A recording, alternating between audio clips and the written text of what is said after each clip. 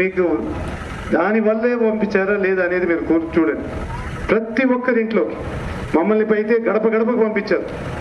గడప గడపకు పంపించి ఎవరింట్లో అయినా ఇబ్బంది ఉందా లేదా అని కనుక్కోమని, ఈ ఇంటికి పోవద్దు ఆ ఇంటికి పోవద్దు అన్నారు. ప్రతి ఒక్క ఇంటికి ప్రతి 3 నెలలకైతే ఆయన రివ్యూ పెట్టి మన ఆత్మకూరులో 90,000 ఇల్లులు ఉంటే ఎన్ని పోయినాది అనేది ప్రతి 3 నెలలకు గమనించారు. ప్రతి 3 నెలలకి ఈ ఇంటికని ఆ ఇంటికని ఎప్పుడు అడగలేదు. ఆయన గొప్ప ఆలోచన ఏంటంటే అందరికి అవకాశం ఉండాలి, మన ప్రభుత్వం పంపించేది అందరికి అందాలి. దాని తర్వాత మీరు నిర్ణయం తీసుకోండి, అది మీ ఇష్టంగా తీసుకోండి, ఎవరు మీ నాయకుడిగా ఉండాలి. అందుకు ఆయన ధైర్యమైన పిలిపించి ఈరోజు మీకు మేలు జరుగుంటేనే మీరు ఆయనకు ఓటేయమని చెప్పేసి కోరుకున్నారు. కాబట్టి మీరు కూడా పెద్ద మనసుతో మీ పిల్లల భవిష్యత్తు కానీ, మన మహిళల భవిష్యత్తు కానీ, మన మైనారిటీ భవిష్యత్తులు కానీ ఇవన్నీ బాగుండాలంటే ఏ ముఖ్యమంత్రి కొనసాగాలో మీరందరూ గమనించి తప్పకుండా నేను భావిస్తున్నాను మన ముఖ్యమంత్రి గారు వైఎస్ జగన్మోహన్ రెడ్డి గారు ఎంతో పెద్ద ఆలోచనతో రాష్ట్రాన్ని ముందుకు తీసుకుపోతున్నారు. కాబట్టి మన బాధ్యతగా మే 13వ తేదీ ఇది మన గుర్తు ఫ్యాన్ గుర్తు. దీనికి తప్పకుండా 2 ఓట్లు. ఒకటి వచ్చి ఎంపీ విజయసాయిరెడ్డి గారు, ఆయన స్వయంగా మన రాష్ట్రంలో కానీ మన పార్టీలో 2 వస్తాయి.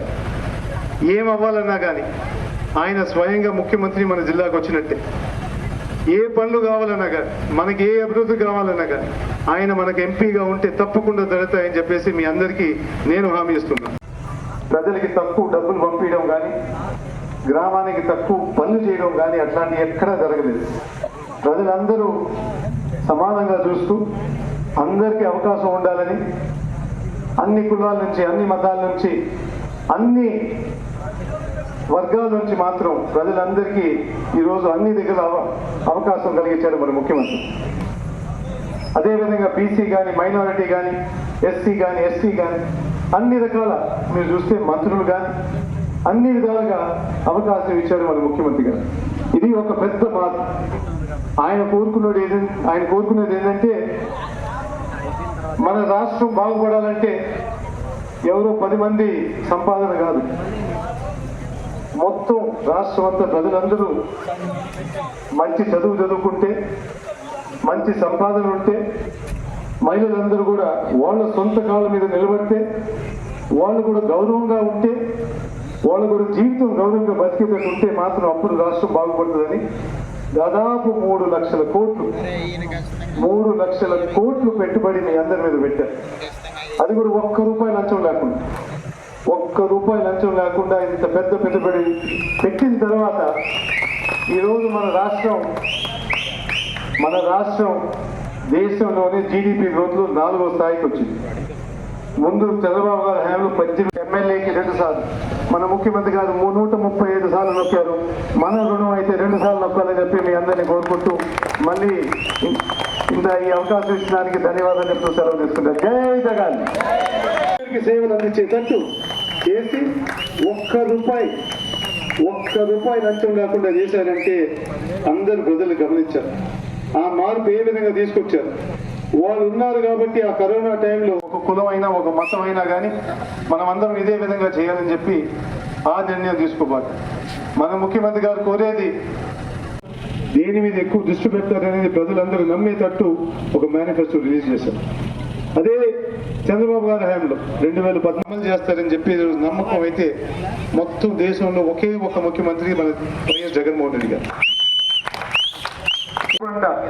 4 లక్షల ఖర్చుతో మళ్ళీ మిగతా ఎలక్ట్రిక్ లైన్స్ లో ఎక్కడెక్కడ ఇబ్బందుల్లో అవి కూడా ఒక 4 లక్షల ఖర్చుతో ఈ పనులన్నీ పూర్తి చేయాలని మీకు చెప్పాను. కూడా లుంబిని ఫౌండేషన్ స్టార్ట్ చేయాలని వచ్చి ఆంజనేయ స్వామి దగ్గర పూజలు చేసి ఆ పత్రాలను సమర్పించి ట్రస్ట్కి హ్యాండ్ ఓవర్ చేశాను. ఏదో ఒక ఆలోచన వచ్చింది, సడన్గా వచ్చింది, ఆంజనేయ స్వామి కల్పించడం అనుకున్నాను. ఎక్కడికి వెళ్తుంది వ్యవస్థ, ఎంత పరిపాలన చేస్తున్నారు, మీరే అన్నారు మార్పు కోరుకుంటున్నారు, నాడు నేడు అన్ని మార్పులు చేస్తారు. ఓట్లు కూడా 60 నెలలు వాళ్ళు పరిపాలన చూసిన తర్వాత ఒక్కరోజు పాలవానికి ఎందుకు లొంగాలి, ఓటర్ అనేవాడు మార్పు ఎక్కడో దగ్గర మొదలవ్వాలి. సరే ముందు ఇంటికి పిలిచి రచ్చకెళ్ళమంటారు. పక్క ఊర్లో పోయి నేను చెప్పాను అనుకో, డబ్బులు ఓట్లు తీసుకోపోకండి అది కానీ పోరా, మీ ఊళ్ళో ఓట్లు డబ్బులు పంచుతున్నారు, నువ్వు వచ్చి మా ఊర్లో చెప్తున్నావు అంటారు. ముందు నా ఇంటి నుంచే మొదలు పెడదాం, నా గ్రామం నుంచే మొదలు పెడదాం వ్యక్తి. మొన్న రాత్రి 11:30 అనుకొని జరిగిన రోజు అప్పటికప్పుడు గాలివాన్లో కూడా నైట్ డ్రైవ్ చేసుకొని నేను డ్రైవర్ లేకుండా కూడా వచ్చి ప్రింటింగ్ చేయించుకొని ఆ పోస్టర్ తీసుకొని నేను మార్నింగ్ 5:30 క్యాంపెయిన్ స్టార్ట్ చేస్తే ఎంత సహాయ సహకారాలు అందించారంటే మా గ్రామస్తులు స్వచ్ఛందంగా వచ్చి మాకు కావాలని చెప్పి సిగ్నల్ తీసుకెళ్ళి వాళ్ళే కనిపించుకొని ఫోటోలు పెట్టి అది నిన్న మార్నింగ్ చేసింది. ఆల్మోస్ట్ ఈరోజు నాకు స్టేట్ నుంచి ఒక 140 పంచాయతీల నుంచి జస్ట్ ఇందాక కూడా మీ క్యాంపెయిన్లో ఉన్నప్పుడు ఫోన్ వచ్చిందన్న కారంచేడు నుంచి సురేష్ అని ఒక బిల్డర్ హైదరాబాద్ ఉన్న ఫ్రెండే అన్న టీవీలో ఈటీవీలో వస్తుంది చూశాను, నేను ఇప్పుడే ప్రింటింగ్ చేపిస్తున్నాను, అవి 4 పంచాయతీల్లో నేను అమలు చేస్తున్నాను, రేపు రాత్రి నా వీడియోలన్నీ వాట్సాప్ చేస్తాను. పోనీ ఒక అడుగు పడిన తర్వాత అది 100 అడుగులు వద్ద, 1,00,000 అడుగులు వద్ద, 1,00,00,000 అడుగులు వద్ద జరిగింది. నా తరఫు నుంచి గ్రామస్తుల తరఫు నుంచి మీకు ఒకే ఒక్క విన్నపం ఏంటంటే మా గ్రామంలో ఓట్లు అమ్మబడవు. దయచేసి ఇరు పార్టీలకి తెలుగుదేశం వాళ్ళు కూడా నేను చెప్పాను, రంగమేరెడ్డిని పిలిపించి వాడు చిన్నప్పుడు వచ్చిన ఫ్రెండే, మా గ్రామంలో వరకు మా గ్రామానికి ఏం కావాలో అడుగుతాం, ఆ డెవలప్మెంట్ చేయండి, అన్ని సహకారాలు మేము ఇస్తాం. ఏ సహాయం మీకు మా గ్రామస్తుల నుంచి ఎలక్షన్ రూపం కానీ ఓట్ల రూపం కానీ ఏ సహాయం కావాలన్నా కూడా సహకరించాలన్నా మేము సహకరించడానికి సిద్ధంగా ఉన్నాం. ఒకటే, మా గ్రామంలో ఓట్లు అమ్మబడవు, మా విజ్ఞప్తిని మన్నించండి, మా గ్రామానికి అభివృద్ధికి సహకరించండి అనేది నినాదం. దానికి మీ చేతితోటి మీరు పోస్టర్ 90కే కనిపించారు.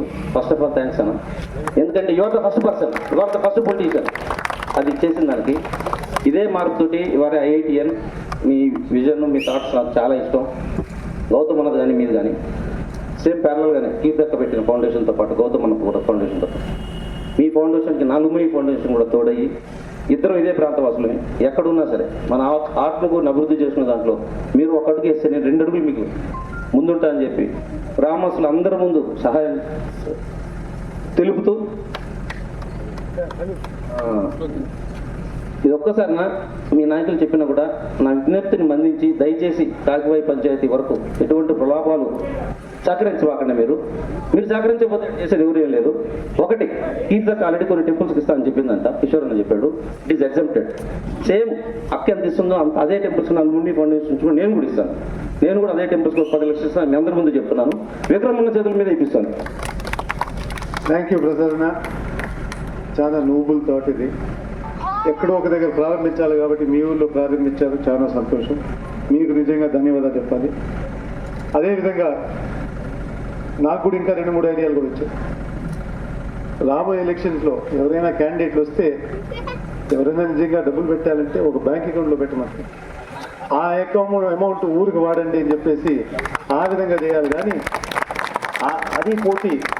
ఇప్పుడు నేనైతే ప్రారంభించాను ఈ 2 సంవత్సరాల్లోనే దాదాపు 17 కోట్లు, 10 కోట్లు మన ఫౌండేషన్ నుంచి, బయట నుంచి ఒక 7 కోట్లు బస్ స్టాండ్ పెట్టడం కానీ, క్లాస్లో డిజిటల్ రూమ్ పెట్టడం కానీ, రకరకాలుగా నా ప్రయత్నం కూడా ఏంటంటే ఏడిఎంగా స్థాపించి సంవత్సరానికి 20 కోట్లన్నా రేజ్ చేసి ఆత్మకూరుకి బయట నుంచి నిధులు తీసుకొచ్చేసి ప్రతి గ్రామంలో వర్క్ జరగాలని చెప్పేసి ఆ విధంగా ప్రయత్నిస్తాం. ఆ మార్పు తప్పకుండా నేను మీకు ఎంత సహకారం అంటే చేస్తానని చెప్పేసి మీ అందరికి చెప్తున్నాను. అదే మనకి ఫ్యూచర్. తప్పకుండా ఇండియా గెలవాలంటే, ప్రజలు గెలవాలంటే మాత్రం ఈ మార్పు రావాలి. మీ అందరికి మళ్ళీ ఇది ఎవరు స్థాపించారో నేను ఇప్పుడేం చెప్పను, కానీ ఎవరు ఏం చేయాలనేది మాత్రం మనం తీసుకోవాలని చెప్పేసి మనం తప్పకుండా ప్రయత్నం చేయాలని చెప్పేసి మీ అందరికీ మళ్ళీ ధన్యవాదాలు చెప్తున్నాను. Thank you very much.